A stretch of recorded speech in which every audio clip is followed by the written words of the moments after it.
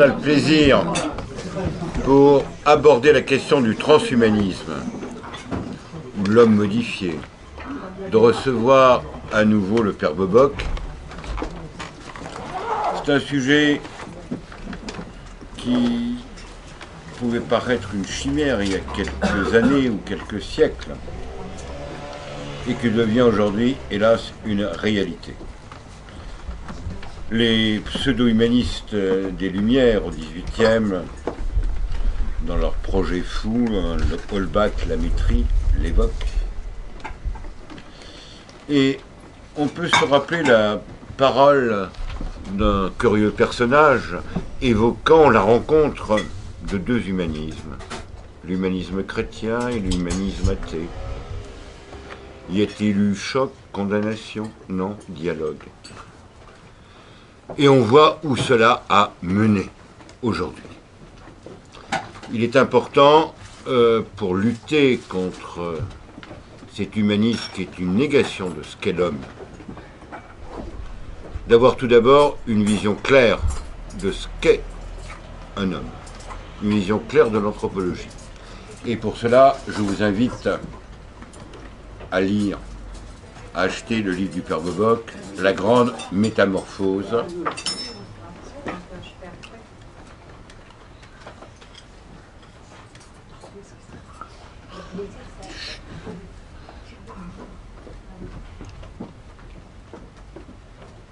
Car notre vision sur l'homme, et si on conteste ces projets qui sont rien que moins que la négation non seulement de tout humanisme, mais le rejet de Dieu, le rejet du plan de Dieu sur l'homme.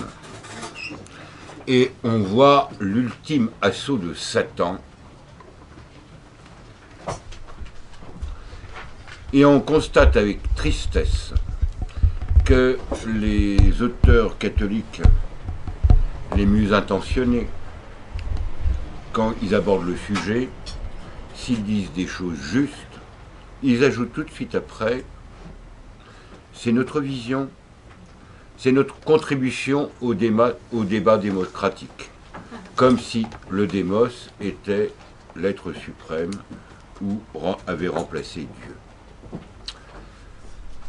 Je pense que ce sujet, en une soirée, on ne l'épuisera pas, et certainement le Père reviendra.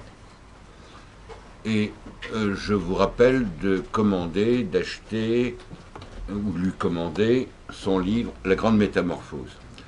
C'est important d'abord, avant de lutter d'une manière peut-être bien intentionnée, mais sans argument philosophique, de revenir aux points fondamentaux. À vous, mon père. Merci, frère Thierry. Chers amis, j'espère que ma voix ne va pas me trahir ce soir parce que je sors, comme vous l'entendez, d'une méchante bronchite. Et je vais rentrer directement dans le sujet. Il est très long, ce sujet. Il est compliqué. Je vais vous parler du transhumanisme avec un sous-titre qui serait « Les risques et les menaces qu'il entraîne, les fantasmes et les réalités » et une question qui est la suivante.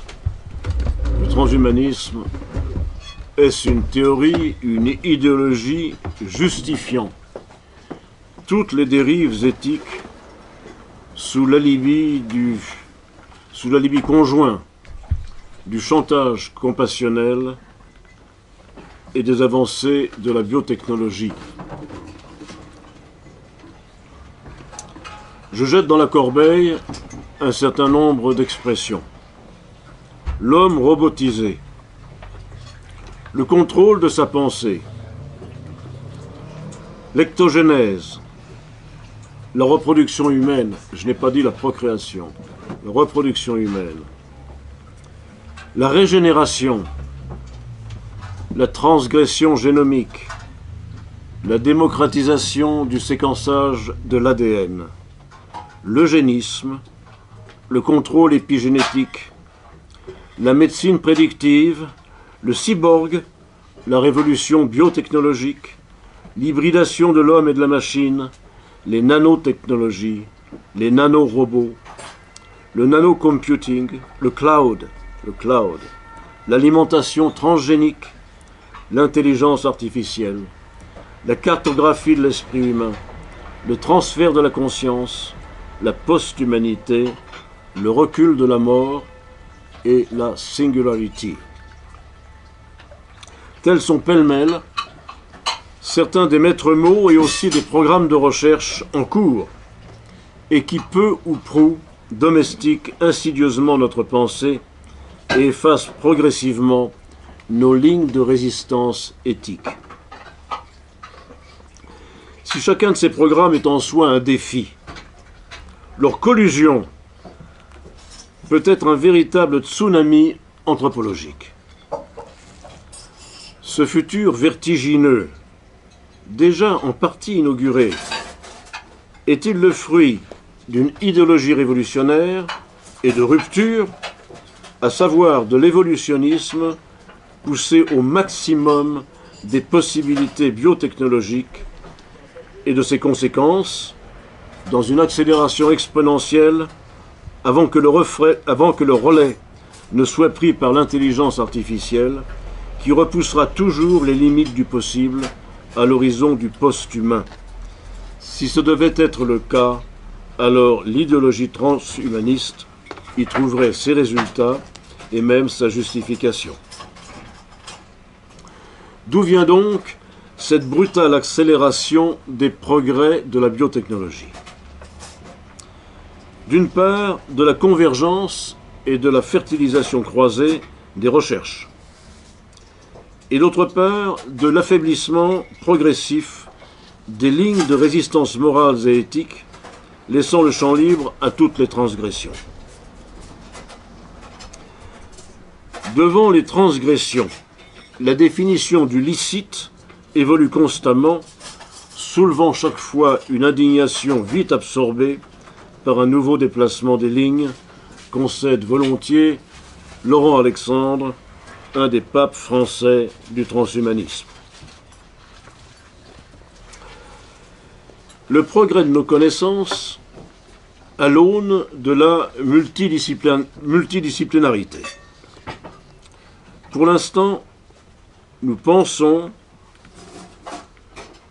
grâce à nos percées dans l'univers du quantique, c'est-à-dire dans l'infiniment plus petit que la molécule, et nous tenons pour acquis que l'origine de la vie se trouve dans une substance organique, le formamide, forme de creuset pour la formation des molécules biologiques complexes.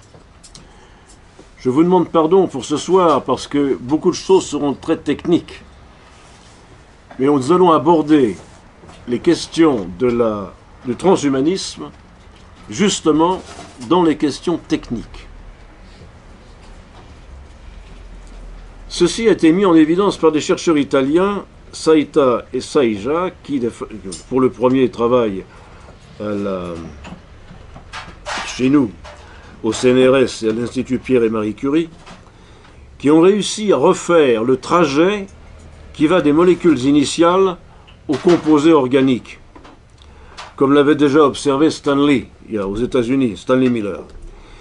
Il est question ici de la transmission sans laquelle il ne peut pas y avoir de vie. Or, tout le vivant est formé des chaînes d'acides d'ADN qui se dupliquent, se divisent pour se reproduire, et le formamide permet justement ces opérations. C'est du moins ce que l'on peut avancer dans l'état actuel de nos connaissances.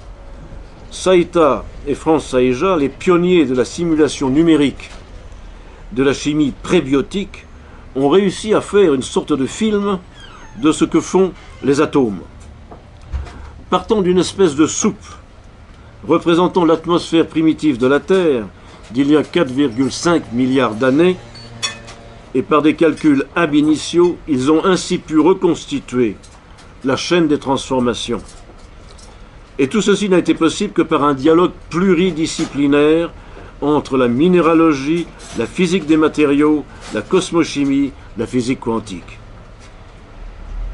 Ils ont voulu définir la preuve d'un concept. Et ils ont donc stimulé numériquement, par des calculs quantiques, ces réactions chimiques provoquées par un champ électrique. S'il faut un champ de 50 mégavolts par centimètre pour que les réactions s'amorcent, valeur importante à l'échelle macroscopique, de tels champs existent à l'échelle microscopique, à la surface des minéraux. La question fondamentale ici est celle du passage de l'inerte au vivant. La dimension théologique de la recherche scientifique est même sous-tendue à cette question. La vie ne tiendrait-elle donc qu'à un acide aminé?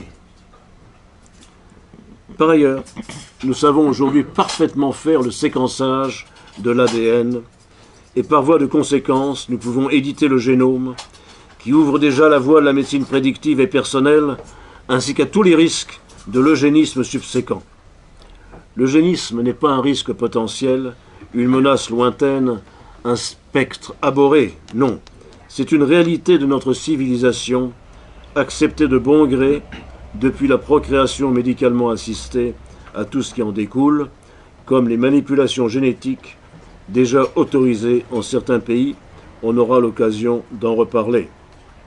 Je vous signale qu'il y a juste 15 jours, 2 semaines, la Grande-Bretagne vient d'autoriser, en date du 1er février 2016, les manipulations génétiques sur l'embryon humain qui sera détruit au bout de 7 jours. De plus, à côté des cellules souches naturelles, dont on sait tout l'intérêt pour la régénération des tissus et des organes, de même que le scandale de leur collecte à partir d'embryons humains qui sont ipso facto détruits, il suffirait d'une seule protéine, la SOX17, pour transformer toute cellule du corps en cellule IPS, c'est-à-dire totiplotante, et donc pouvoir obtenir toutes les cellules souches du corps humain, ceci en modifiant un seul des acides aminés de la chaîne de cette protéine. Une fois de plus, la même question se pose. La vie ne tient-elle non pas qu'à un fil, mais qu'à un seul acide aminé? Ces résultats du JS, c'est-à-dire du groupement de recherche sur cette question de Singapour, n'ont été possibles que par une étroite collaboration pluridisciplinaire entre la biologie moderne, la bioinformatique, la biologie structurelle, la biochimie et la biologie moléculaire de la cellule souche. On peut donc conclure à l'accélération des découvertes par l'usage systématique des travaux de type pluridisciplinaire et de la réflexion transdisciplinaire. Ce qui n'était pas le cas auparavant à cause du caractère cloisonné des disciplines de recherche. Or, l'importance et la multiplicité des résultats des travaux actuels deviennent telles qu'il n'est plus possible aujourd'hui pour une seule personne, ni même pour une équipe, d'être à jour des connaissances scientifiques nécessaires dans sa propre discipline, et encore moins dans la pluridisciplinarité. Il faut donc faire appel à des banques de données et à des mémoires extérieures, qui d'ailleurs diminuent la nôtre propre, et donc, en fin de compte, avoir recours à l'intelligence artificielle, laquelle est en partie aux mains de groupes comme Google, Intel, IBM, Microsoft, etc., souvent lourdement soutenus tant financièrement que politiquement, soit par la NASA ou d'autres organismes d'État, que ce soit aux États-Unis, en Europe ou en Asie. Dans la dynamique de la transdisciplinarité, la convergence des NBIC, c'est-à-dire, ça c'est l'acronyme pour les nanotechnologies, les biotechnologies, l'informatique, les sciences cognitives, et j'ajouterai leur maillage à la génomique. Tout ça nous est présenté par ceux qui se disent transhumanistes comme la promesse et pour nous la menace d'une évolution inéluctable du genre humain vers la post-humanité, qui, nous semble-t-il, est déjà en marche grâce à la révolution biotechnologique que nous annoncent et fomentent ces 4 cavaliers de l'apocalypse de l'homme en voie d'obsolescence. Éclos sur le terreau de la philosophie des Lumières, des médecins philosophes tels que Cabanis et Vandermonde. Cabanis avait écrit les rapports du physique et du moral de l'homme, et je le cite, « Il est temps à cet égard, comme à beaucoup d'autres, de suivre un système de vue plus digne d'une époque de régénération. Il est temps d'oser faire sur nous-mêmes ce que nous avons fait si heureusement sur nos compagnons d'existence, d'oser revoir et corriger l'œuvre de la nature. » Quant à Vandermonde, il avait écrit un essai en 1756 sur la manière de perfectionner l'espèce humaine. Donc, éclos sur ce terreau, puis sur l'anthropologie du doute et du ressentiment, le transhumanisme en soi n'est pas une chose nouvelle. Et dans ce cours exposé, je ferai l'économie de l'histoire philosophique de ces mouvements, d'autant plus que je me sens sous l'œil sévère d'un philosophe, de tous ces mouvements qui ont pu conduire à cette idéologie, pour me consacrer uniquement aux réalités concrètes que les avancées scientifiques mettent en pratique dans un climat finalement d'indifférence publique que l'on a peine à croire. Rappelons cependant qu'après que Nietzsche eut déclaré la mort de Dieu, votre ami Michel Foucault déclara la mort de l'homme, et une autre de vos amis peut-être, j'espère que non, Donna Haraway, la fin de la femme. Il n'y avait plus qu'à prendre acte de la fin de l'humanisme, comme l'avait fait d'ailleurs Heidegger, l'accusant d'être l'agent de la non-pensée depuis 2000 ans. Il faut être attentif à discerner entre ce que les transhumanistes disent et ce qu'ils font, de même qu'entre les effets d'annonce et la réalité. Ce sera cependant une erreur que de les écouter avec simplement condescendance, car ce sont derrière eux des milliards de dollars qui sont investis dans d'immenses programmes de recherche et qui attendent naturellement leur ROI, leur Return on Investment. On ne met pas des milliards sur la table juste pour jouer. Messieurs, les jeux sont faits, rien ne va plus. Ça ne marche pas comme ça.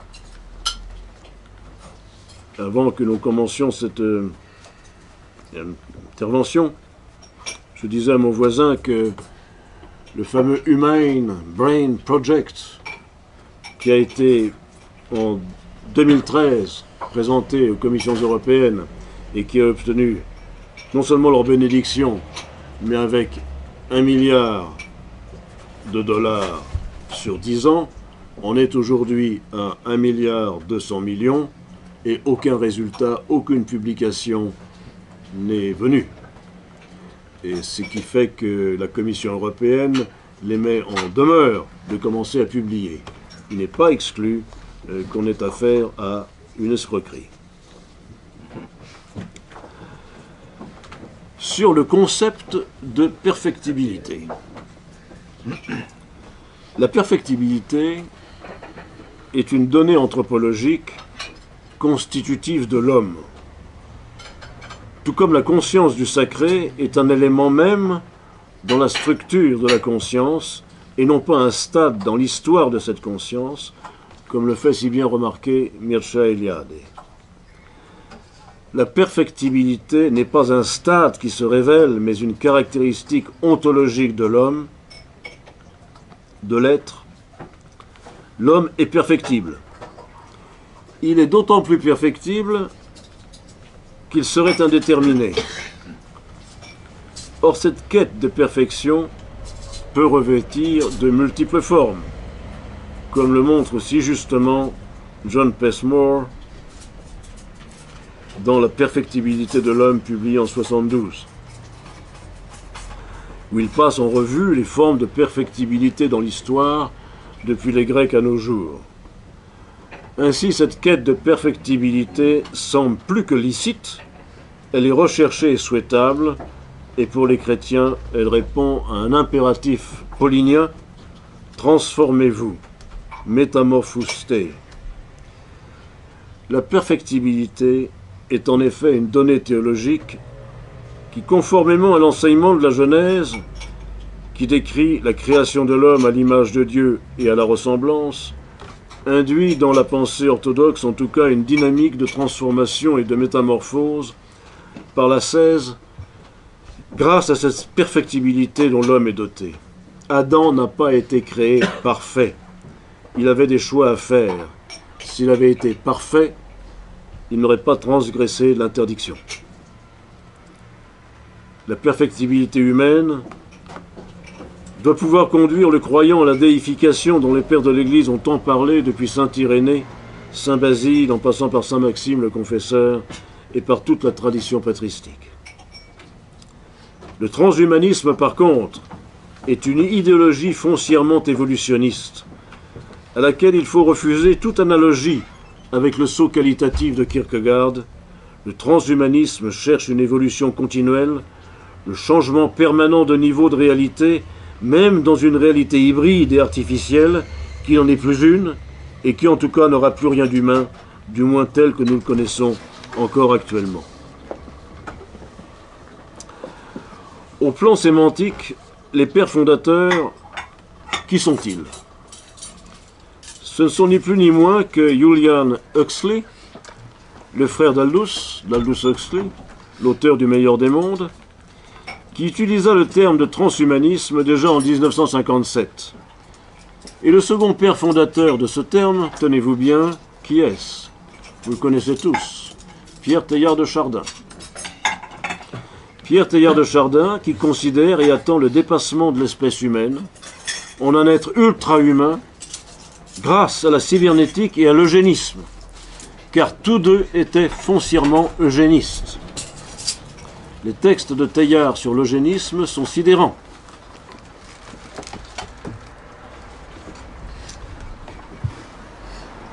Les transhumanismes mettent aussi en question le concept de nature. Quand vous êtes rentré, j'étais assise là, je ne sais pas ce qui vous arrive là tout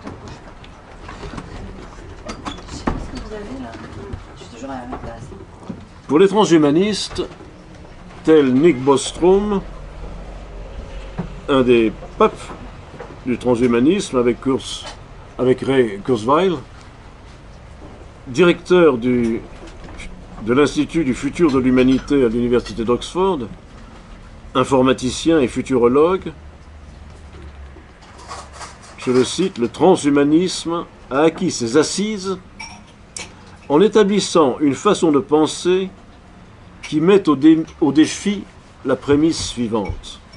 La nature humaine est et devrait rester essentiellement inaltérable. Alors non, le transhumanisme, dit-il, c'est l'humanisme des Lumières plus les technologies. Hein, alors voilà, les choses sont dites. Or on sait combien les philosophes des Lumières ont défié la nature humaine, voulant l'éduquer, la transformer, voire l'éradiquer. Qu'en tout genre, les premiers essais sont toujours plus grossiers. Donc, en avant pour une seconde humanité. À l'époque, l'eugénisme était déjà dans toutes les bouches.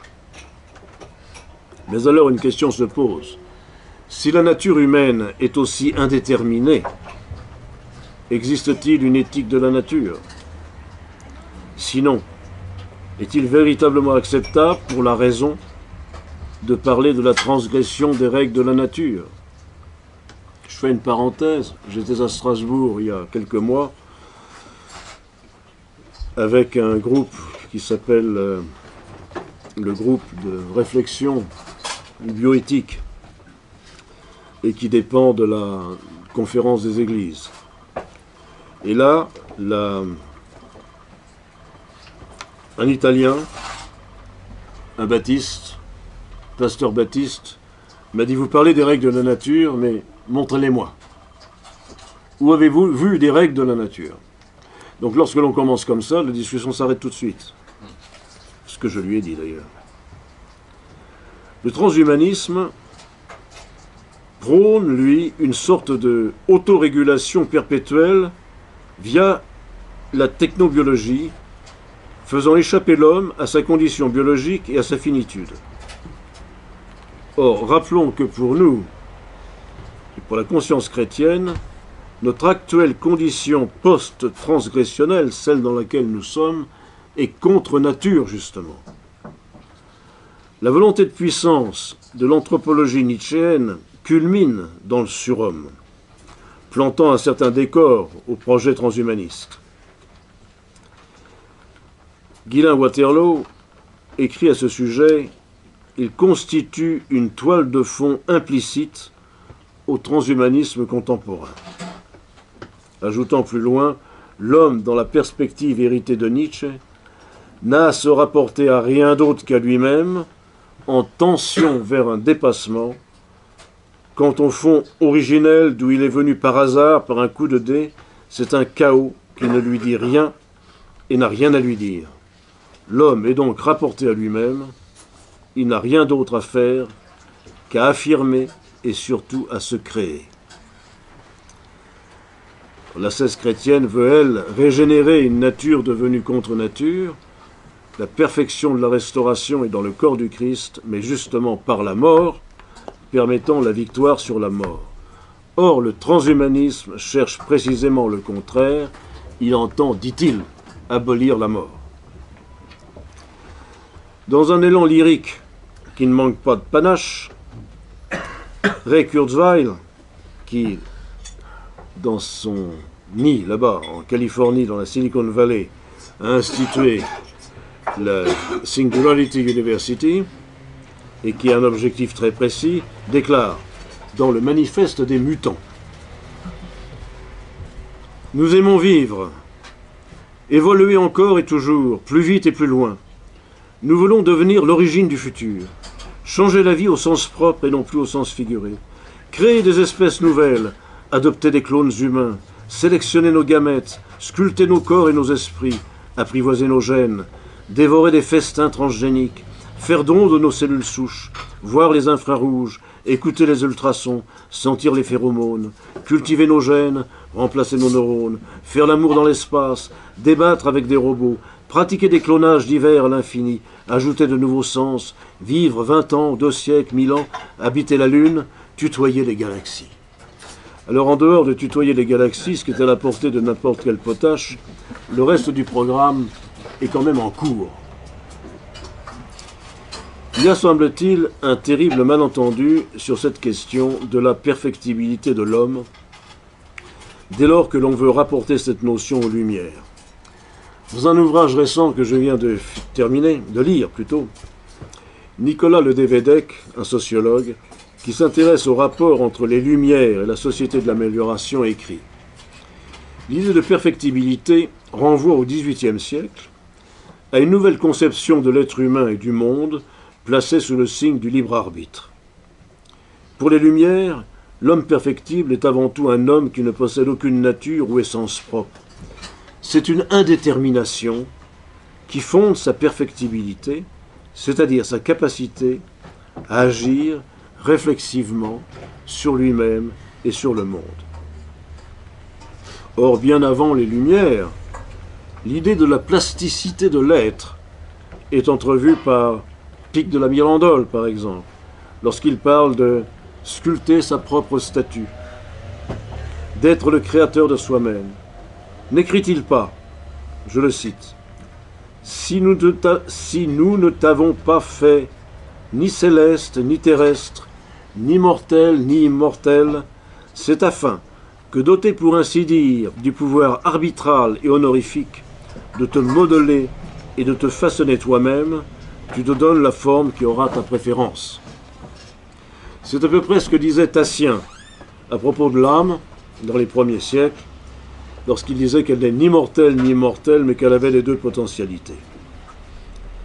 On retiendra d'ailleurs de cette notion d'indétermination qu'a fait Flores que c'est elle qui va justifier la théorie du genre.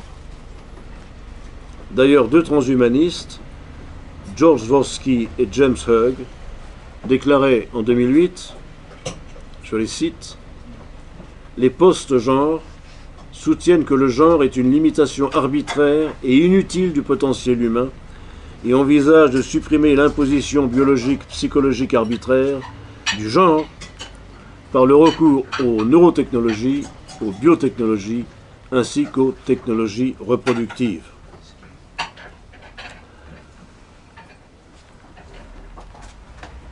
L'article s'appelle Post-Genderism Beyond the Gender Binary.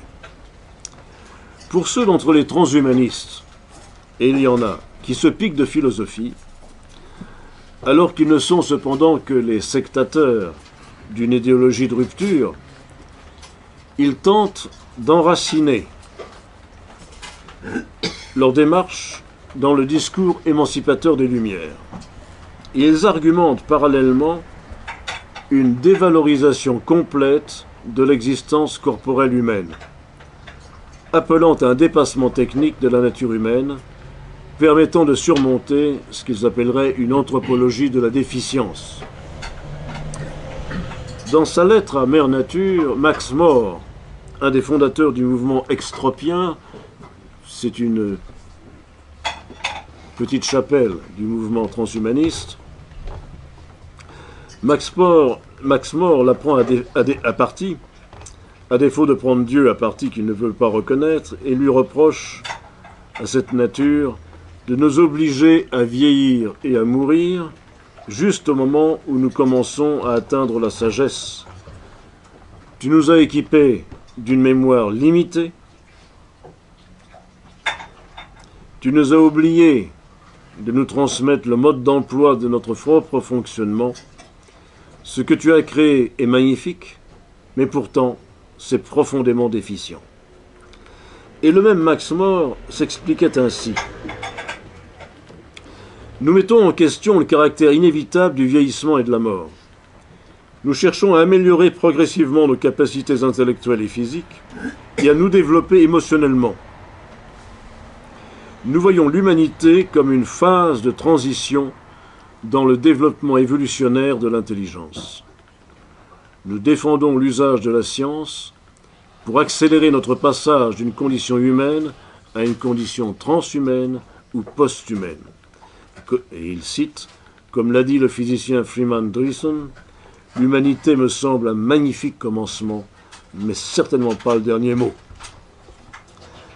L'anthropologue français André Leroy-Gourhan avait lui aussi fait remarquer que notre culture électronique, à peine cinquantenaire, a pour support un appareil physiologique qui date, lui, de 40 000 ans. D'où la conclusion du handicap et de la déficience auquel tout homme est confronté dans le monde. Nous ne savons pas voler, nous ne sommes pas des amphibiens, et nous n'avons pas encore le don d'ubiquité. C'est insupportable. Cette inadaptation n'avait pas échappé non plus à Pierre Teilhard de Chardin, prophète de l'évolutionnisme spirituel et du post-humain. Sa théorie de la complexification progressive et de la spiritualisation croissante conduit dans une pure démarche évolutionniste généralisée à attendre un être ultra-humain.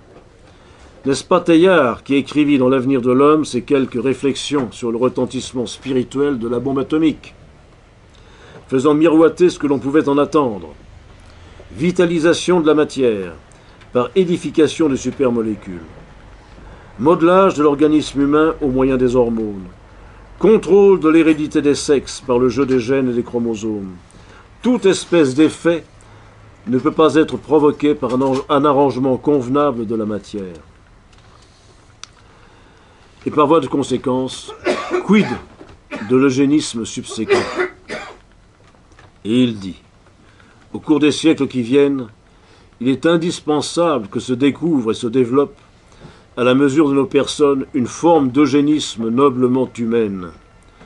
Eugénisme des individus, et par la suite, eugénisme aussi de la société.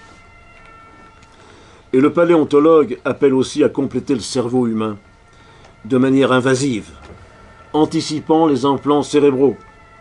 Cette intériorisation technologique peut se concevoir de deux façons, ou bien par mise en circuit de neurones déjà tout prêts à fonctionner, mais encore inutilisés, et comme tenus en réserve dans certaines régions déjà repérées de l'encéphale, où il s'agirait seulement d'aller les réveiller, ou bien, qui sait, par provocation directe, mécanique, chimique ou biologique, de nouveaux agencements.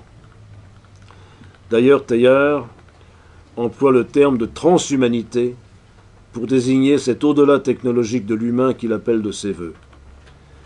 Teilhard aurait peut-être mieux fait de relire les pères de l'Église, et en particulier Grégoire de Nice, qui, après le terrible constat de la déchéance anthropologique des hommes couverts de tuniques de peau, leur trouve justement un sens positif de seconde chance pour l'humanité.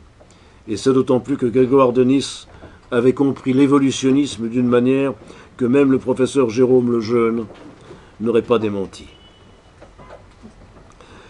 Ce constat d'inadéquation implique du point de vue évolutionniste un saut plus que qualitatif, un véritable changement d'orbite. L'accélération dans une évolution d'abord technico-biologique, puis éventuellement purement technique. En effet, l'inadaptation de l'être humain au monde moderne sera encore plus marquée dans l'environnement technologique contemporain qui accentue le déclassement de son corps et de sa biologie qui nécessite donc d'être modernisé. Le programme est donc tracé dans ses grandes lignes et Ray Kurzweil, de son côté, va encore beaucoup plus loin et après avoir, selon l'heureuse formule de Ledevedec, passé au scanner transhumaniste l'ensemble des organes vitaux humains, appelle à un corps artificiel entièrement revu et corrigé par les biotechnologies. Concluant qu'à terme, nous deviendrons plus artificiels que biologiques, les résultats de la biorévolution actuelle nous portent hélas, sinon à le croire, du moins à prendre en grande considération ce qui se passe sous nos yeux. En effet, dans un premier temps, on passe en douceur de l'homme réparé à l'homme augmenté. Ces derniers temps, de très nombreux ouvrages ont été édités sur cette question de l'amélioration, de l'augmentation, de l'enhancement, et particulièrement dans le monde anglo-saxon, et cela jusqu'au Conseil de l'Europe. Toutes ces références vont apparaître dans la bibliographie d'un ouvrage qui est en cours de formation. Je voudrais dire quelques mots sur le corps prothétique, parce que là, il faut bien s'entendre, car c'est là où est la jonction entre le corps réparé, le corps augmenté et éventuellement le corps du cyborg. Il existe plusieurs familles de prothèses aujourd'hui disponibles. Les implants articulaires, les implants esthétiques, les implants sensoriels, les prothèses orthopédiques. Si le corps prothétique, c'est-à-dire le corps appareillé, peut parfois sembler relever de l'homme augmenté, surtout dans le ressenti, par exemple, de l'amputé qui bénéficie d'une prothèse, ce dernier n'est pas un homme augmenté pour autant, ce qui pose la question de la valeur que l'on donne à un appareil technique qui, uni au corps, peut être ressenti par certains comme partie intégrante de leur corps, et même plus, voire partie intégrante de l'homme. Et à ce point d'intégration, peut-être faire désormais partie du schéma corporel. Ça, c'est une question d'attitude. C'est le cas, par exemple, de Hugh Hare. C'est un chercheur américain qui travaille au MIT, qui a été amputé dans sa jeunesse de ses deux jambes, après un accident d'alpinisme. Il a conçu pour lui-même des prothèses d'escalade qui lui permettent de reprendre cette activité sportive. Lui se considère comme un transhumaniste. Et il va jusqu'à déclarer « Mon corps biologique va se dégrader, mais la partie artificielle, elle, va s'améliorer avec le temps, car je pourrai sans cesse la remplacer par des versions plus modernes. Dans un sens, mes prothèses sont immortelles. » Y a-t-il lieu de nier la réalité de la démarche transhumaniste dans le domaine de la prothèse? On peut observer par exemple dans le domaine du cinéma populaire qu'un grand nombre de personnages appareillés sont tout sauf des personnages handicapés. Bien au contraire, ils sont de véritables héros, surpuissants. Ils ne sont jamais désignés sous le terme d'amputés, mais par celui de cyborg, bien plus charismatique et spectaculaire. À l'opposé, dans un article critique sur l'homme augmenté, Nathanaël Jaracé dénonçait le sensationnalisme qui extrapole les résultats scientifiques et suscite des débats passionnés au sein même de la communauté des chercheurs sur l'homme augmenté, alors qu'en fait, nous n'en sommes qu'à essayer de le réparer. Face au discours engagé de certains groupes transhumanistes et technophiles qui prônent le dépassement de notre condition biologique, voire notre prochain saut dans une singularité technologique, nous devons revenir aux réalités du chercheur et des personnes appareillées qui ne sont pas des hybrides ou des hommes-machines. L'auteur concluait que si les mythes ont pu stimuler la créativité des chercheurs, ils envahissent aujourd'hui le champ de la robotique, au point qu'il nous faut, en plus de construire des robots de plus en plus performants et acceptables, déconstruire les représentations collectives qui entravent une vue juste de ce qui fait notre humanité réelle. Cette opinion de sagesse reflète en fait la réalité d'une discipline d'appareillage et de robotique pour les amputés. L'amputé appareillé récupère une fonction et jouit d'une performance locale et non de capacité performative globale. Qu'en serait-il en cas d'une superposition de fonctions uniques? Ça, c'est la critique que j'apporte à Jarassé. Qu'en serait-il d'une superposition de fonctions uniques, puis d'un maillage entre elles, éventuellement intégré et commandé par la pensée, car dans le transhumanisme, c'est bien de cela qu'il s'agit. On se souvient tous de cet amputé de la jambe gauche qui se remet au surf, grâce à un genou prothétique, associant un amortisseur de dernière génération à des tendons élastiques imitant l'action musculaire, et doté d'une pièce tenant lieu de tibia, connectée à un pied artificiel flexible. Les résultats sont étonnants. Mais pour Jarassé, il s'agit de réparation et non pas d'augmentation d'une fonction. Et cependant, nous connaissons le bras artificiel contrôlé par la pensée. Ce fameux bras artificiel directement greffé sur l'os par une pièce de titane est connecté alors à ses vrais nerfs et muscles et donc contrôlé par la pensée. Il s'agit en fait d'une technique dite d'ostéo-intégration réalisée en Suède à l'hôpital de Göteborg. L'implantation des électrodes directement sur les nerfs rend les mouvements beaucoup plus précis que s'ils étaient sur la peau. C'est une évidence. Cette union paradoxale entre l'artificiel et le naturel, cela crée une union intime entre le corps et la machine, entre la biologie et la mécatronique,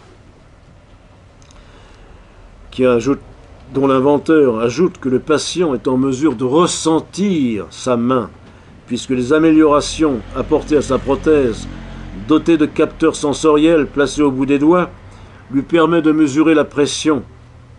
Et si l'on ajoute à cela les progrès réalisés avec la peau artificielle, qui peut recouvrir une telle main, une peau capable de détecter le chaud, le froid, la pression et l'humidité, nous sommes bien entrés dans l'ère de l'homme bionique, plus ou moins consciemment. L'exploit du professeur Michael McLaughlin de Johns Hopkins Hospital, dans le Maryland, implantant 2 prothèses de bras dont les mouvements sont directement contrôlés par la pensée sans aucun implant cérébral, est un véritable exemple de l'homme augmenté. Cet homme, même en partie bionique, relevant toujours de l'expression « homme réparé », l'homme augmenté, lui, est tout autre chose. Mais il n'y aura bien sûr qu'un seul pas à franchir pour passer de l'un à l'autre. En ce qui concerne l'individu équipé de prothèses multiples, il vaudrait mieux parler d'un homme multiprothétique et superbranché, et non surhumain ou post-humain ni même augmenté. Mais, s'il y a insertion de matériel artificiel non biologique, qui s'inscrirait dans le temps, en pouvant modifier dans l'encéphale le schéma corporel, alors nous aurions véritablement affaire avec un homme augmenté. Si de plus, ce matériel biologique est d'ordre génétique, il est alors question non plus d'un homme augmenté, mais d'un homme modifié. Tant qu'il s'agit de réparation, c'est-à-dire en fait d'un geste thérapeutique d'ordre technique, même faisant appel à des technologies très sophistiquées, le but reste la restauration d'une activité et d'un fonctionnement se rapprochant de la normalité à l'aune de l'activité naturelle.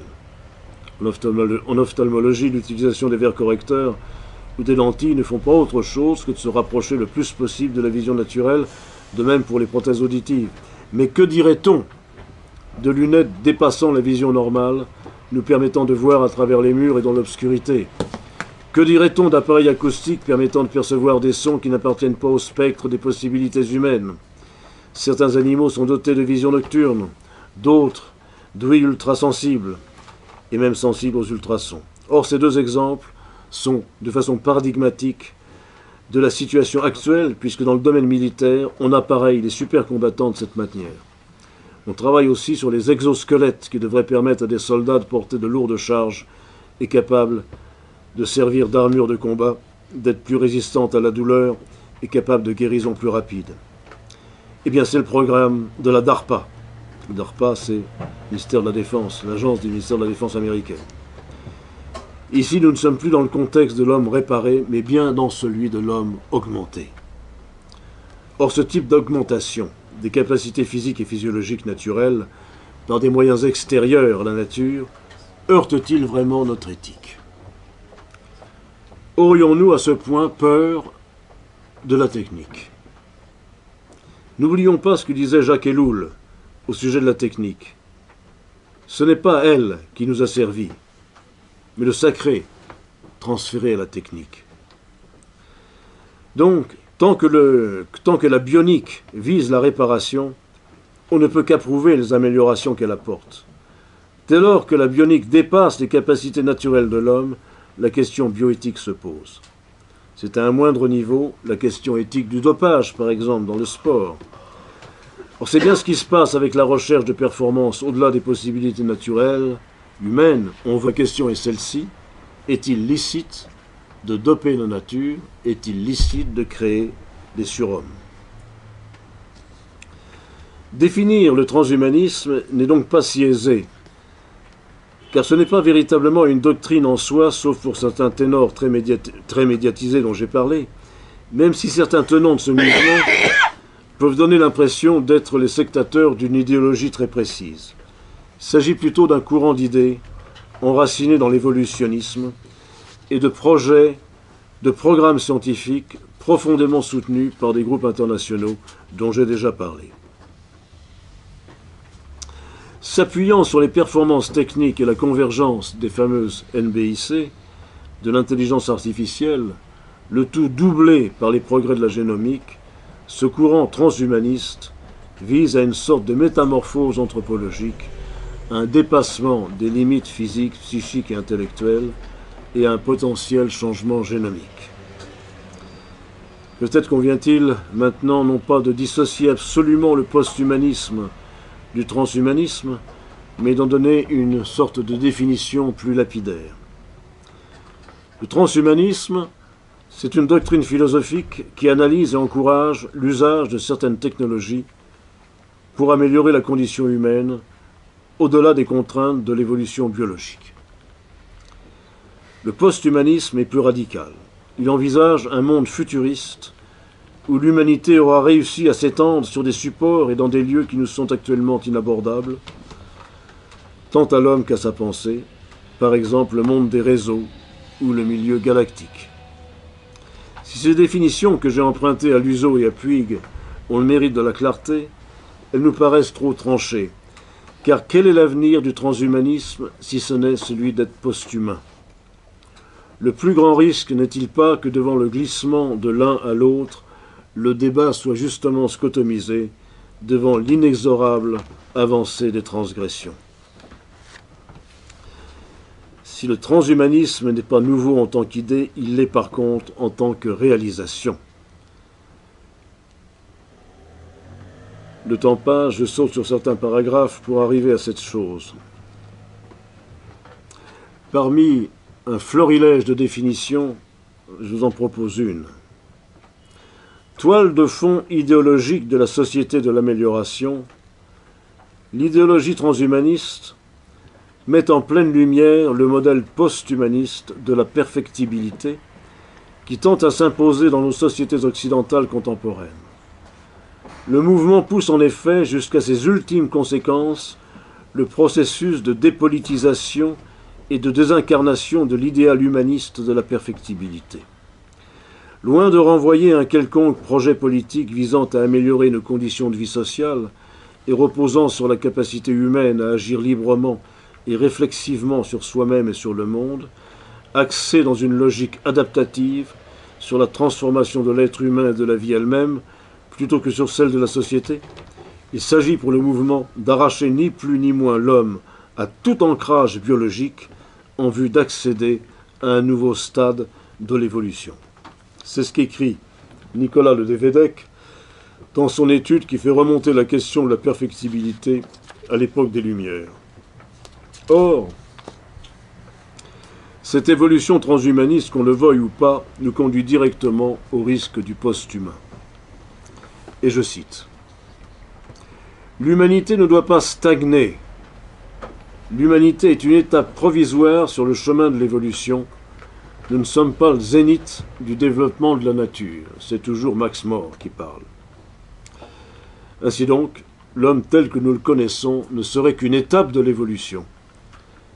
En ce cas, de quel droit pourrait-on nous refuser d'en accélérer le processus en choisissant finalement le modèle que nous souhaitons, même si ce modèle est un cyborg?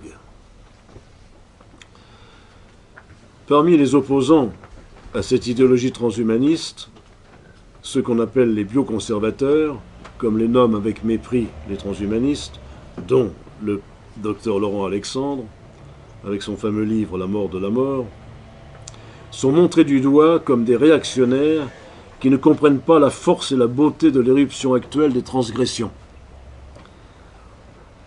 Parmi les opposants les plus connus à cette idéologie, il y avait le politologue Francis Fukuyama, ex-conseiller du président Bush, qui dénonçait déjà en termes très clairs en 2004 cet étrange mouvement de libération qui s'est invité dans les programmes de recherche de médecine contemporaine. Les nouveaux procédés et technologies qui émergent des laboratoires et hôpitaux, aussi bien les médicaments pour modifier l'humeur, les substances pour accroître la masse musculaire ou pour effacer de manière sélective la mémoire, que le diagnostic prénatal ou la thérapie génique, peuvent être facilement utilisés, autant aux fins de guérir ou atténuer la maladie que pour améliorer l'espèce humaine. Rappelez-vous, les essais sur cellules souches embryonnaires avaient été stoppés aux États-Unis sous la présidence Bush. Ils furent immédiatement autorisés par Obama dès son élection. Tout comme en France, sous la présidence Hollande, ont été votées les lois favorisant l'IVG. Je vous rappelle que le 40e anniversaire de ces lois a été fêté à l'Assemblée. 7 personnes seulement s'y sont opposées, parmi tous les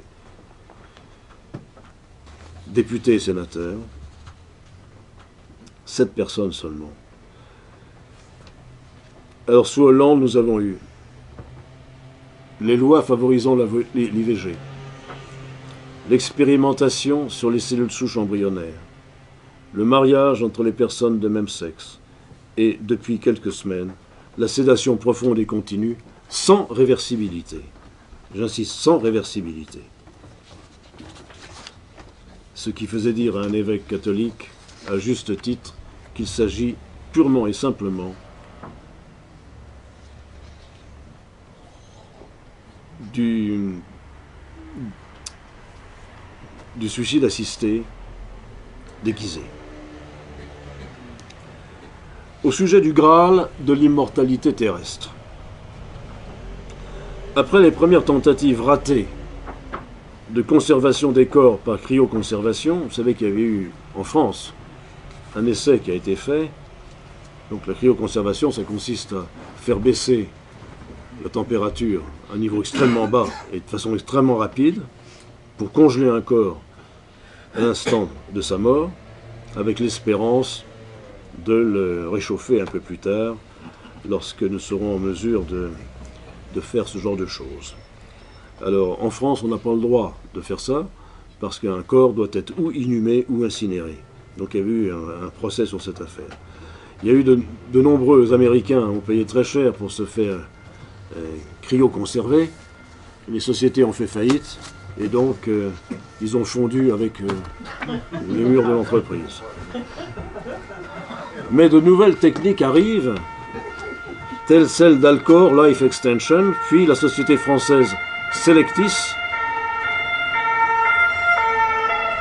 qui propose de se faire faire une sauvegarde génétique pour se réinitialiser plus tard. Tandis qu'en Russie, pour faire pièce au projet américain, se lance le projet Initiative 2045, visant l'immortalité par le biais de la fabrication d'avatars. Vous voyez, c'est intéressant parce que 2045, j'espère que vous y serez tous, moi pas, mais j'ai pas reçu le Bristol. Pour 2045, c'est un grand rendez-vous. C'est le grand soir, c'est le moment où tous ces transhumanistes vont pouvoir enfin se rencontrer et comparer leurs résultats, tandis que notre ami Ray Kurzweil sera déjà, j'imagine, auprès du Seigneur ou en enfer, j'en sais rien, mais il ne sera plus là, hein. C'est une certitude. Mais lui, il espère bien quand même, par le fait que sa pensée et sa conscience auront été transférées sur un serveur, et que par la suite, il pourra être remis dans un robot.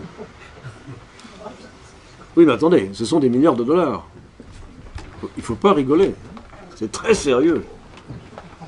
Et cependant, nous voulons croire que ce qui restera d'humain dans l'homme, ça c'est notre position à nous chrétiens, même dans cette situation, ce qui restera d'humain en l'homme gardera quelque part la marque du sceau de l'esprit. Rien donc de très étonnant à ce que sur ce biotope savamment entretenu depuis la Renaissance fleurissent des mouvements foncièrement antichrétiens qui remplacent la théologie de l'homme, la téléologie de l'homme et sa théosis par le vieux mythe de l'immortalité terrestre, mais cette fois avec des moyens très concrets relevant de la révolution biotechnologique. Une fois assimilé à une maladie, le vieillissement devrait voir son processus se renverser par les avancées de la nanomédecine et de la médecine régénérative. Je tire votre attention sur ce petit paragraphe parce que là nous sommes dans les choses possibles. Si la nanomédecine, dit Robert Freitas, peut apprendre à renverser complètement les défaillances cellulaires, les personnes entre deux âges, je pense à vous, devraient pouvoir recouvrer une bonne partie de leur santé et de leur jeunesse, de leur force et de leur beauté, et jouir d'une extension presque infinie de leur vie. Je ne sais pas si je vous le souhaite, mais ceci étant, quand même savoir que cette opinion très optimiste est quand même confortée par les toutes dernières annonces du nettoyage des artères par les nanorobots. Les nanorobots sont capables, dès qu'on va se les faire injecter, de mettre fin au processus d'athérosclérose, et donc de ce fait, ceux qui auront eu, à l'âge de 45-50 ans, leurs artères parfaitement nettoyées, ne feront sans doute pas d'infarctus du myocarde et ne feront certainement pas d'AVC. Et en conséquence, leur donner 20 à 30 ans de plus de potentiel et d'espérance de vie n'est pas du tout illusoire. C'est ce qui fait dire, et cette fois-ci avec sérieux, que l'enfant qui naît ce jour-ci, aujourd'hui, a toutes les chances d'arriver à 180 ans. Oui. L'enfant qui naît aujourd'hui a toutes les chances d'arriver à 180 ans. Je prends l'exemple précis. Je vous disais tout à l'heure, l'un d'entre nous se fait nettoyer les artères par les nanorobots. Et voilà qu'il a un système artériel parfaitement nettoyé, parfaitement propre. Pas d'infarctus, pas d'AVC. Ce sont les causes majeures de la mort en France. Qu'est-ce qui nous reste? Le cancer. Or justement, le nanorobot va aller in situ déposer les produits anticancéreux sur la tumeur. Nous sommes au niveau des nanotechnologies, nous ne sommes pas au niveau du centimètre. Nous sommes dans l'infiniment petit. Nous sommes rentrés dans l'ère de la médecine quantique. Et donc, leur prévision à 180 ans, c'est intéressant, mais moi, je ne trouve pas ça ridicule. Le problème est le suivant. Ce n'est pas l'immortalité terrestre, 180 ans. C'est une durée de vie biblique. Certains diront qu'il s'agit d'utopie et de science-fiction. Jean-Claude Larcher, théologien orthodoxe, pense que le transhumanisme se montre aveugle quant aux limites de la technologie face au vieillissement du corps humain dans sa totalité. Il pourrait avoir raison. Pourtant, l'expérience montre combien il est hasardeux de vouloir mettre des limites à la technologie et à la lutte contre le vieillissement. Le programme, en fait, ne fait que commencer du point de vue scientifique. On sait pourtant, je crois en avoir parlé ici, on sait pourtant aujourd'hui faire remonter le temps aux cellules, ce qui valut pour leurs remarquables travaux le prix Nobel de médecine en 2012 à Shinya Yamanaka et à John Gurdon, conduisant à penser que l'on pourrait avoir raison des causes du vieillissement. Par ailleurs, la connaissance progressive de l'espace et de sa conquête sont bien une réalité, et comme le dit Jean-Michel Beignet, on devrait être bien plus attentif à la science-fiction. La réflexion bioéthique devrait s'en nourrir bien davantage. Dû au séquençage et à notre capacité de séquencer l'ADN, la médecine personnelle ou médecine prédictive, basée sur le séquençage individuel de l'ADN, nous ouvre l'ère d'une médecine eugéniste déjà à l'œuvre dans tous les aspects de la procréation artificielle, du tri des embryons, de leur destruction pour cause de qualité somatique génétiquement incorrecte. Le rapport du Comité international de bioéthique présenté à l'UNESCO JT en septembre 2015 s'en est ému. Faut-il se rappeler ce que disait déjà en 1978 le professeur Francis Crick, l'inventeur, ou plutôt le découvreur d'ailleurs contesté avec James Watson, de l'hélice d'ADN qui leur valut le prix Nobel de médecine, n'avait-il pas déclaré « Aucun nouveau-né ne devrait être déclaré humain jusqu'à ce qu'il ait passé avec succès certains tests quant à son patrimoine génétique, et en cas d'échec à ces contrôles, qu'il soit déchu du droit de vivre. » Un prix Nobel de médecine, attendez. Prix Nobel de médecine. Formulation eugéniste, dans la pure lignée des propos de Carl Binding et d'Alfred Hoche, que ne démentirait pas aujourd'hui un bioéthicien, comme l'Australien Peter Singer, qui dans la même dérive défend même l'infanticide. Et ce type-là, on lui donne des doctorats honoris causa dans les universités internationales. C'est pas fini. Les travaux chinois sur l'amélioration du génome sont une autre démonstration de la préparation des surhommes au quotient intellectuel majoré. En matière de recherche, non pas seulement d'enfants parfaits, mais d'individus supérieurs et sur mesure, il faut citer l'impressionnant programme chinois de recherche à l'Institut génomique de Pékin, et ça se passe à Shenzhen, en dehors de toutes les lois et conventions internationales interdisant de modifier le génome humain. Les chercheurs sont à la recherche des variants génétiques qui favorisent les quotients intellectuels les plus élevés. Ils analysent les échantillons d'ADN collectés sur 2200 personnes parmi les supposées plus intelligentes du monde, c'est-à-dire au minimum quotient intellectuel au moins égal à 160, en vue de sélectionner de futurs individus répondant à des critères d'intelligence supérieure ainsi qu'à d'autres critères. Le but annoncé est de parvenir à une augmentation de 5 à 10 points de quotient intellectuel à chaque génération. Par ailleurs, en avril 2015, la communauté scientifique internationale a appris avec émoi que ces chercheurs chinois avaient procédé à des modifications génétiques d'embryons humains obtenus par fécondation in vitro, en remplaçant un mauvais code génétique par un bon.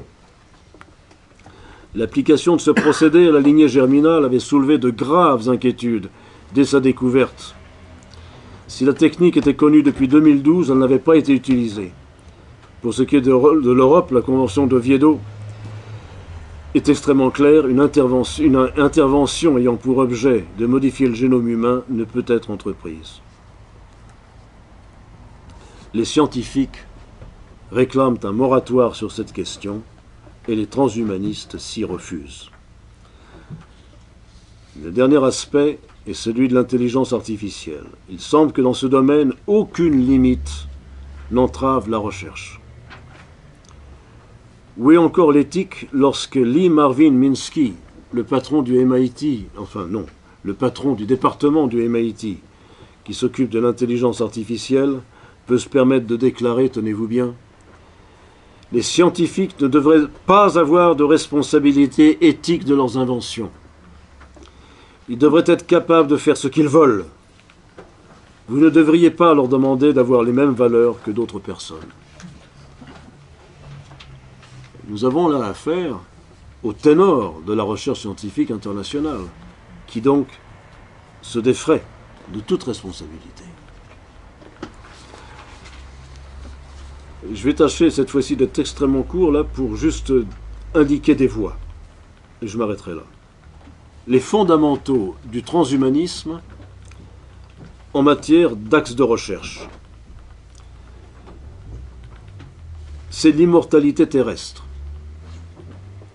En allant de l'homme réparé à l'homme augmenté, puis de l'homme augmenté à l'homme immortel.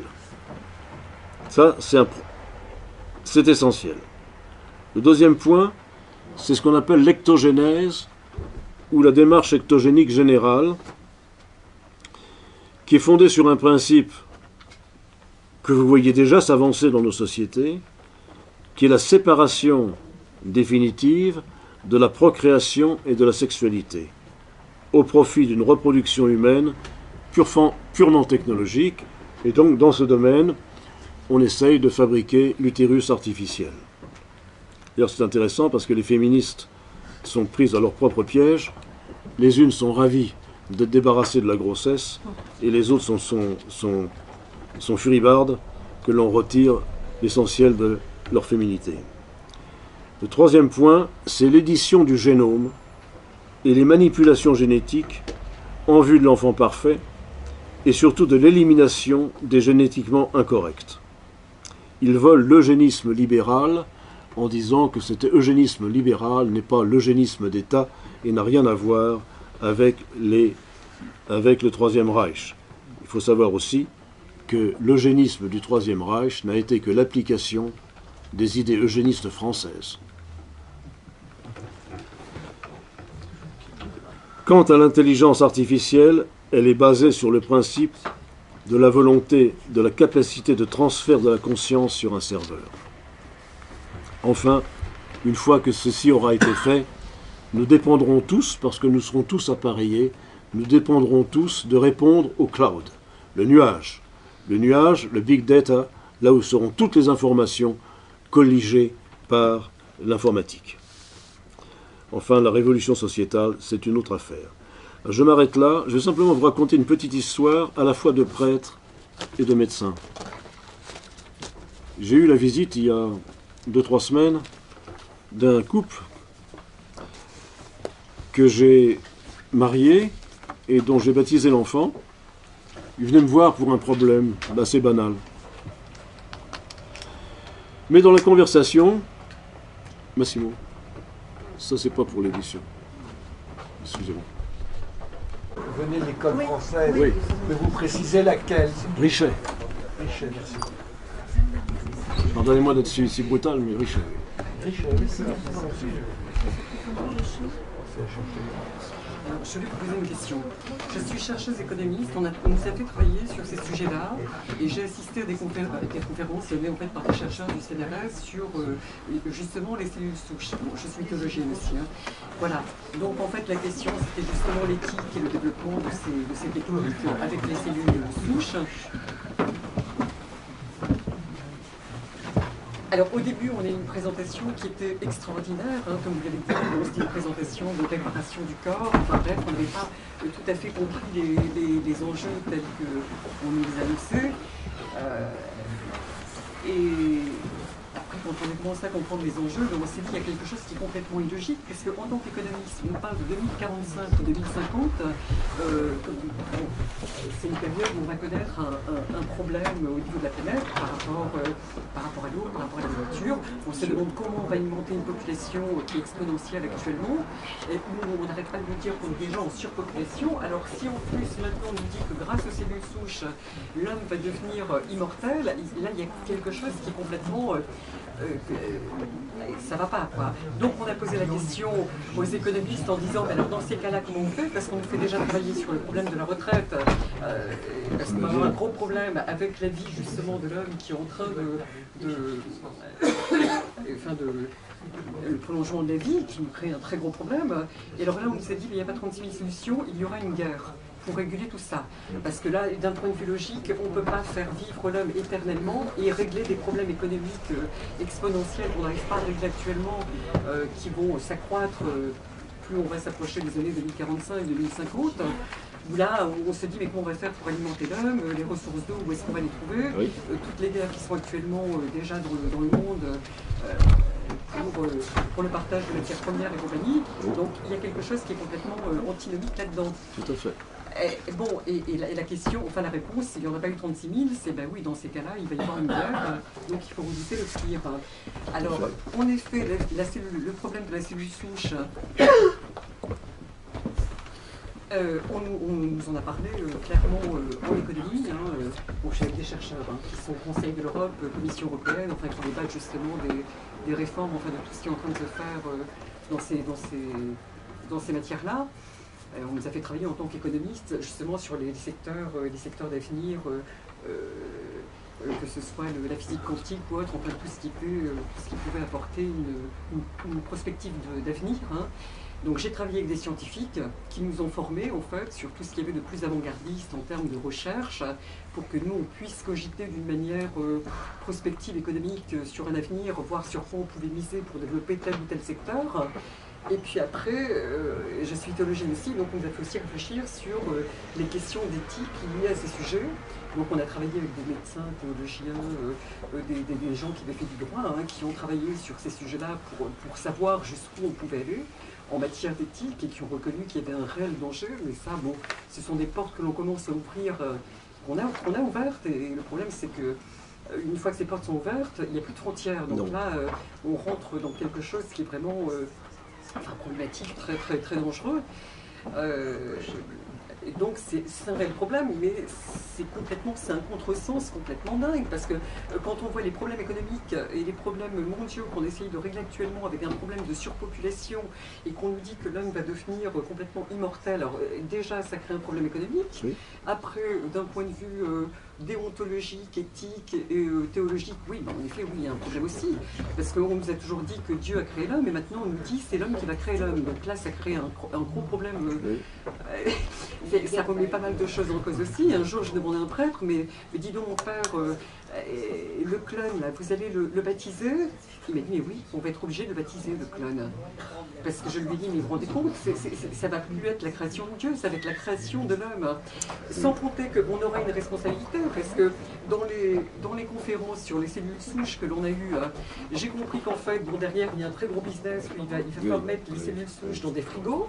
Donc il y a un business complètement dingue qui s'est fait par rapport à ça.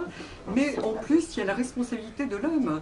C'est-à-dire que j'ai compris que l'homme qui va tomber malade va devoir donner en fait son approbation au médecin pour qu'on aille en fait retirer des organes dans le clone qui sera fait, c'est-à-dire en fait donner plus ou moins un droit de vie ou de mort sur ce clone. Donc il aura une responsabilité par rapport à ça. Pour assurer sa propre survie. C'est pour ça que, je vous arrête un instant, mais c'est pour ça qu'à un moment donné, il y a eu certains auteurs qui ont proposé de fabriquer des clones acéphaliques, oui, de façon à ce qu'ils soient des réservoirs d'organes. Mais comment le faire vivre? Je m'élève contre l'idée de surpopulation. Oui. C'est très discutable, la surpopulation. Mais dans le transhumanisme, parce que restons dans ce cadre-là, dans le transhumanisme, il n'est pas question de surpopulation, puisqu'il va y avoir une population théoriquement, hein, améliorer, sélectionner, qui va se reproduire elle-même. Il n'est plus question des autres. Et écoutez bien celle-ci, elle est magnifique. Je ne sais pas si vous avez entendu parler d'un cybernéticien. C'est un peu vibré, seulement c'est un immense physicien britannique qui est passionné de s'auto-implanter un cyborg. C'est le premier homme cyborg.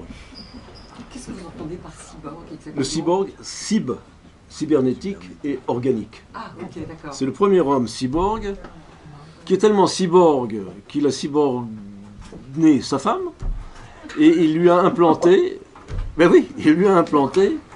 des implants de telle façon qu'il puisse faire de la communication en n'étant pas l'un avec l'autre à distance. Bon, ça c'est son problème personnel et même conjugal. Mais, je sais bien que je suis enregistré, mais tant pis. Écoutez ce qu'il dit. La technologie risque de se retourner contre nous. Ça, on l'a bien compris. Sauf si nous fusionnons avec elle.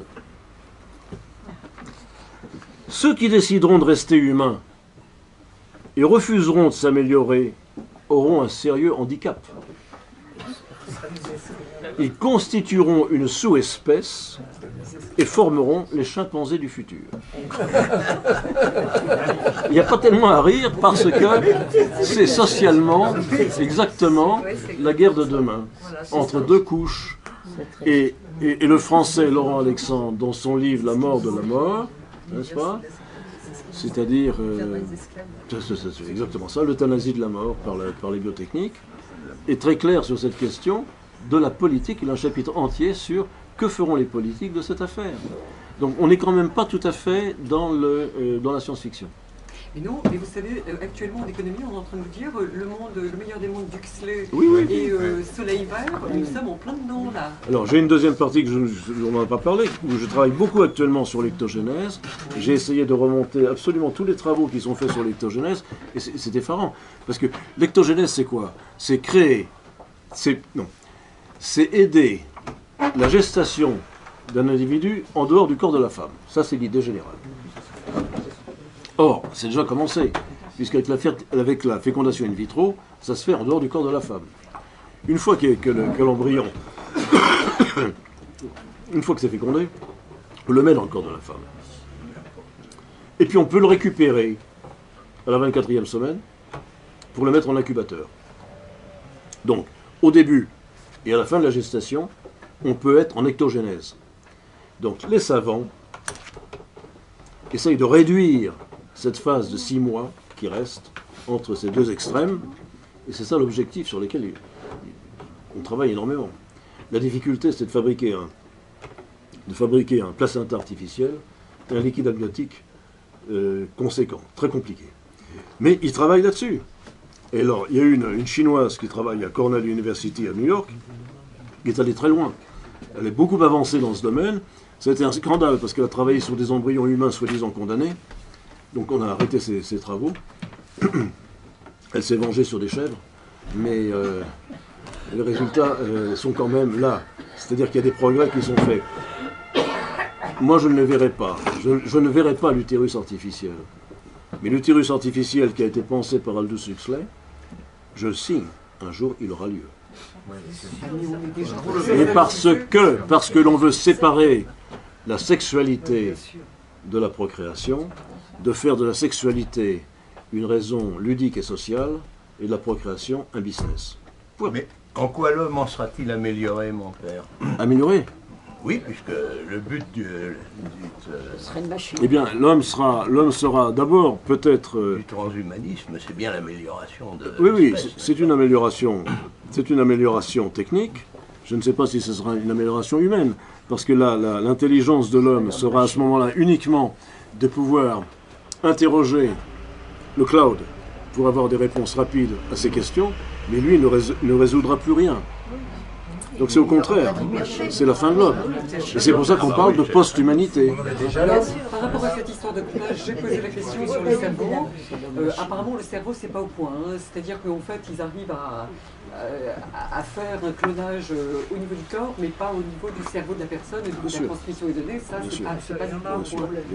Mais au niveau, je confirme, au niveau des recherches sur l'ADN, des séquences ADN, ça c'est très au point. On m'a sorti des choses dingues, que justement, dans les prochains programmes spatiaux, ils voulaient mettre des cellules d'ADN dans le programme informatique de manière à ce que si on arrive à trouver une planète où il y a une possibilité de vie humaine, dans ces cas-là, avec la décryption de la cellule ADN, on puisse créer un homme qui viendra. Mais c'est l'objectif. C'est l'objectif. C'est l'objectif. Et il n'y a aucune règle. Toutes les écluses, tous les barrages cèdent les uns après les autres.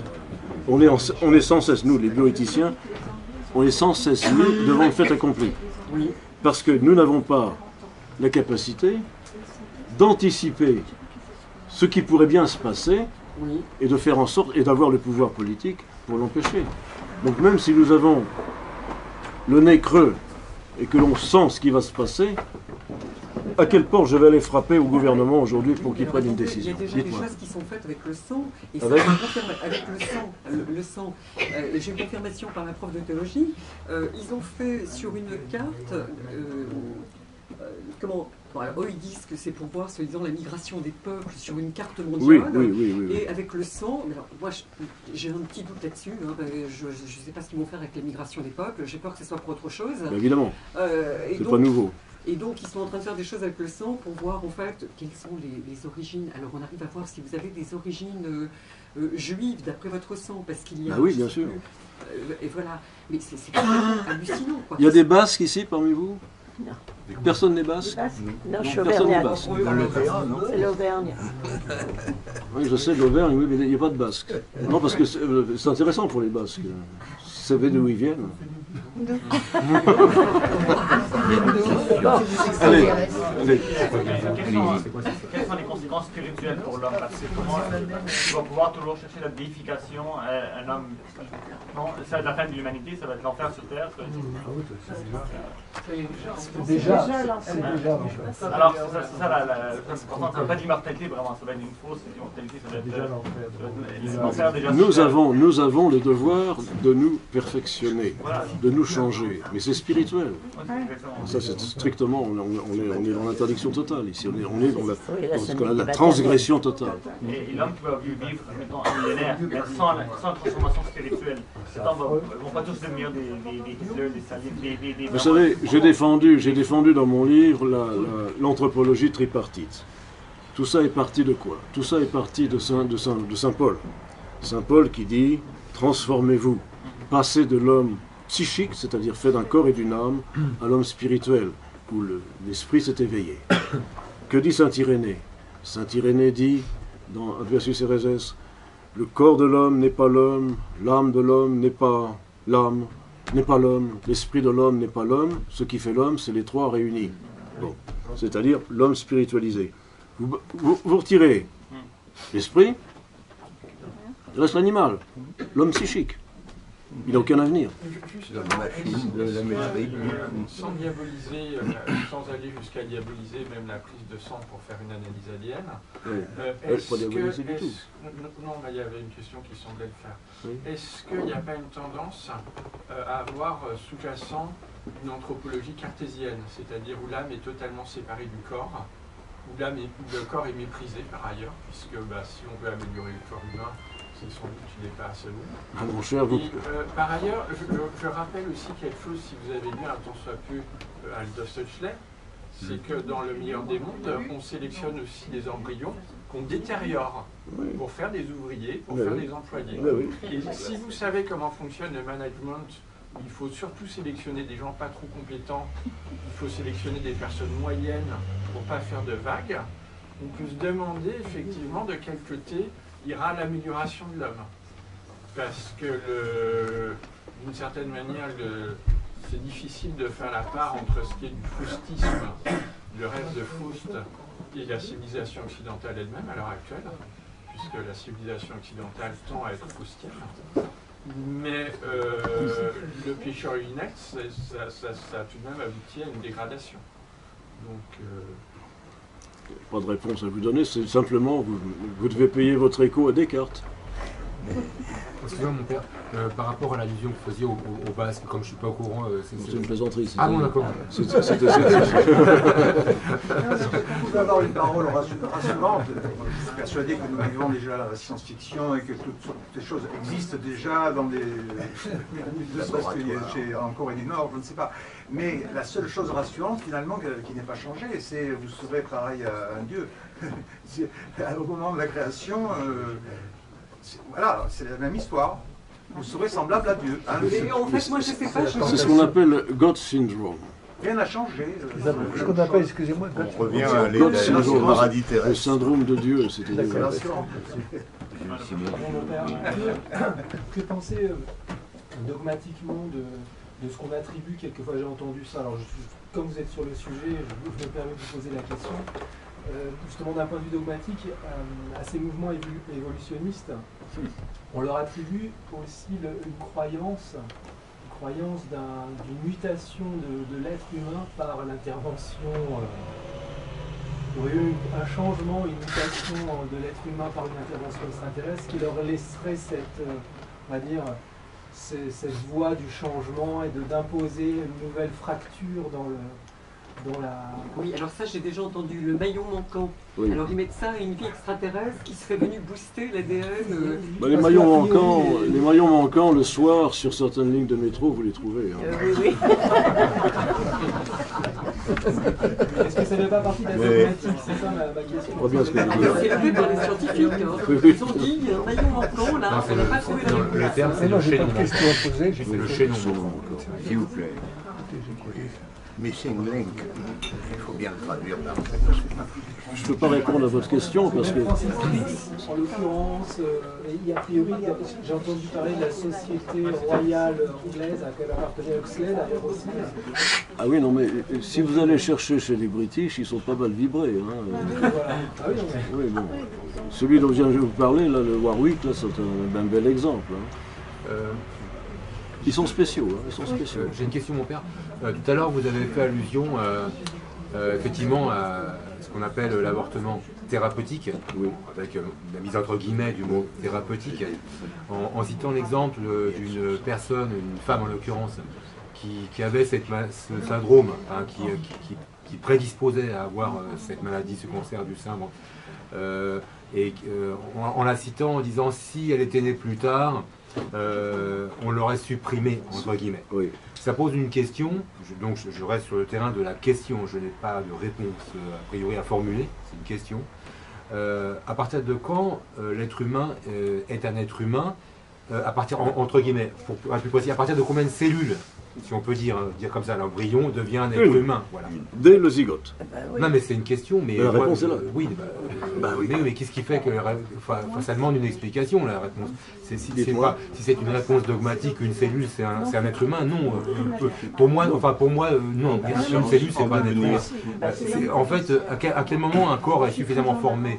Alors je sais bien, il n'y a pas peut-être de frontière nette, mais est-ce qu'une cellule c'est un être humain? Ce n'est pas le corps, ce n'est pas la formation du corps, ce n'est pas la formation d'une oreille ou d'un orteil qui décide de la personne. Oui, je suis d'accord avec vous. Alors, la personne, qu'est-ce que c'est la personne? C'est ça, c'est la question. C'est la personne, c'est celle où la personne suprême prend contact avec elle. Prend contact dès la fécondation. Dès la fécondation, une personne est en formation.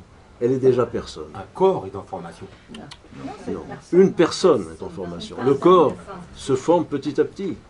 Alors, vous savez ce que les scientifiques ont dit par rapport à la réserve de fœtus? Parce qu'on a posé la question, où est-ce que vous allez chercher les fœtus? Oui. Parce que bon, il faut la multiplication des fœtus pour pouvoir rendre une expérience, enfin bref. Donc, toutes ces femmes qui font des FIV, là, où on féconde plusieurs... Alors après, il y en a trop. Elles ne savent plus quoi faire de toutes ces fécondations. Non, elles non.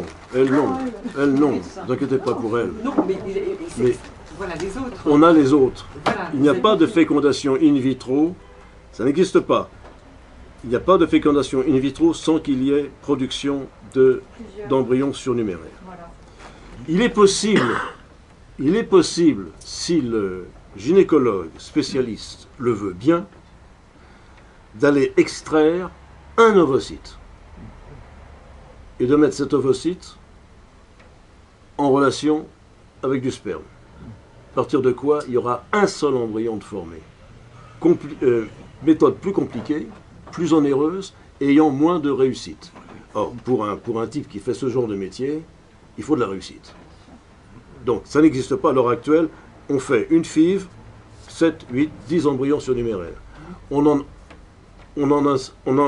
implante 2, et les autres, qu'est-ce qu'on fait? On les congèle. On les congèle selon le règlement. En France, c'est 4 ou 5 ans. Au bout de 5 ans, s'ils ne sont pas réclamés, ou s'ils n'ont pas été utilisés, ou s'ils n'ont pas été donnés à un autre couple, on les détruit. Alors, on n'attend pas ce temps-là, vous comprenez bien que c'est ceux-là qui vont à la science. Oui, nous sommes Voilà. d'accord. Oui. Bon.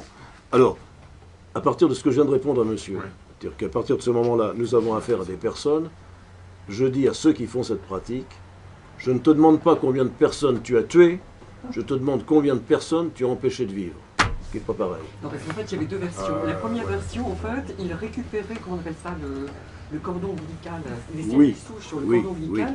On ne touchait pas, en fait, à l'embryon.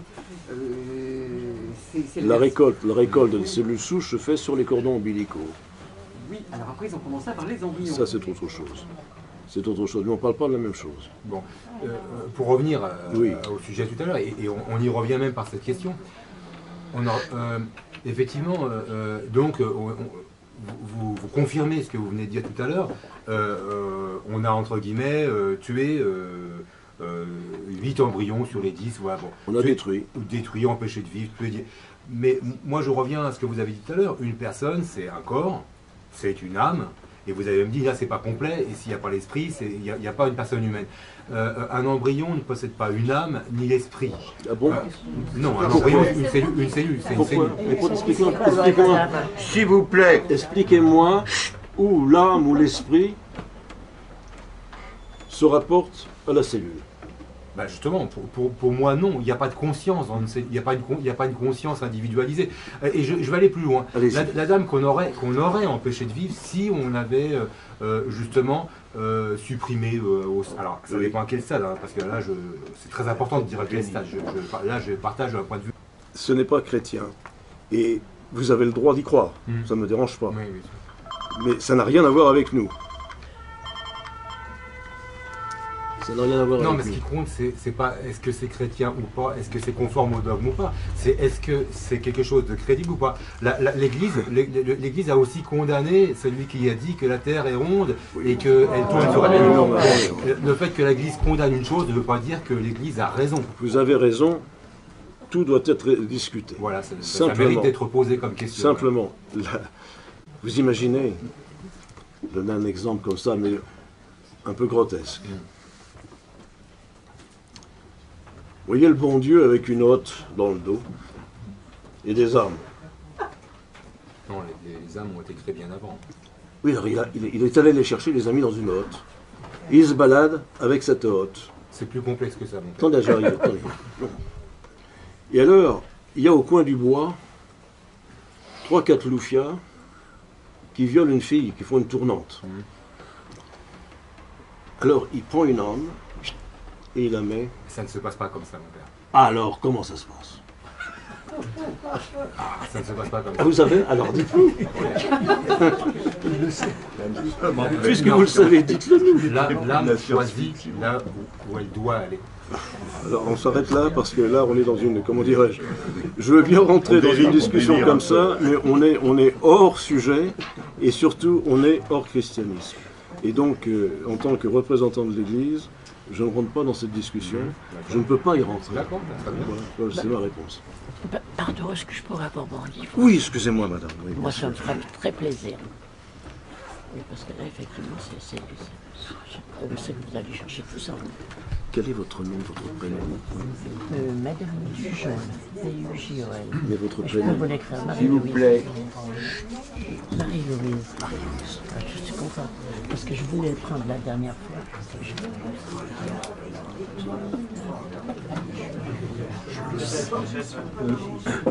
Vous avez évoqué tout à l'heure la possibilité d'une action des politiques. S'il vous plaît. Vous avez évoqué tout à l'heure la possibilité d'une action du pouvoir politique au nom de l'éthique, empêcher les dérives transhumanistes. Mais est-ce qu'à votre avis, mon père, ce ne sera pas plutôt la fameuse loi du marché qui va prévaloir dans ce domaine? On peut le craindre. D'ailleurs, tous ces transhumanistes sont probablement des libéraux libertaires. Mais je ne vois pas aujourd'hui où est la différence entre la politique et le marché. Oui, c'est ça, c'est pareil. Ah, ben si, quand même. Vous permettez qu'il termine? Je vous en prie, bien sûr. Dans nos pays, en tout cas, le pouvoir politique est institué par voie électorale. Oui, alors que la loi du marché est tout à fait... C'est faux. Il n'existe pas. Le cheminement est... Ben si, si. Puisque actuellement, Solzhenitsyn a bien dit, des étudiants américains, je viens de votre avenir.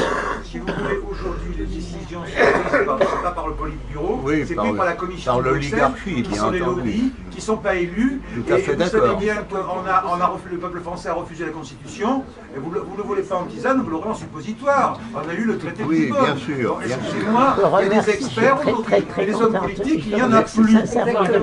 Bon, s'il vous plaît. J'ai rien dit de méchant. Oui, mais enfin, on entre dans un autre débat. Je vous donne 10 euros tout de suite. C'est gentil. Je suis très contente. Je suis contente de vous dire bonjour à vous aussi, parce que vous vous rappelez, on a pu... Je suis très contente de vous revoir. Bon, écoutez, on va s'arrêter. S'il vous plaît, un instant. Je ne sais pas, mais... On va s'arrêter là pour ce soir. Donc lundi prochain, de toute façon, je pense que dans l'année, le père va revenir pour parler d'un autre sujet connexe. Et on prépare prochainement la sortie d'un livre sur ces questions. Eh ben, je suis très... Lundi prochain, ce sera un